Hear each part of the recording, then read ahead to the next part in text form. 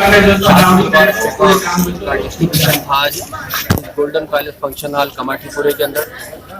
इस फंक्शन में बहादुरपुरा कॉन्स्टिट्यूंसी के सारे कॉर्पोरेटर्स मौजूद थे, सारे मजलिस से तैयार मौजूद थे। आज के चुनाव टोटल 681 लोगों को दिया और इसका अमाउंट 4,96,50,600 रुपीज़ है। और 1 लाख रुपए के चेका 6 थे, 75,000 के चेका 594 है और 51,000 के चेका 81 है।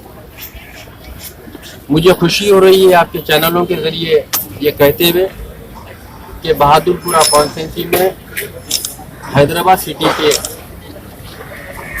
जो कॉन्स्टिट्यूंसीज हैं सबसे ज़्यादा अगर शादी मुबारक चेकों का बांटे गया है वो बहादुरपुरा कॉन्स्टिट्यूंसी है।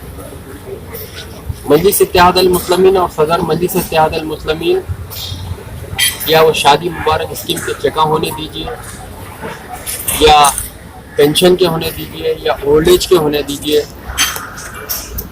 या इलेक्ट्रिकल होने दीजिए या GHMC के वक्फ होने दीजिए या वाटर वर्क्स डिपार्टमेंट होने दीजिए, मजलिस इत्तेहाद अल मुस्लिमीन और बैरिस्टर असदुद्दीन ओवैसी साहब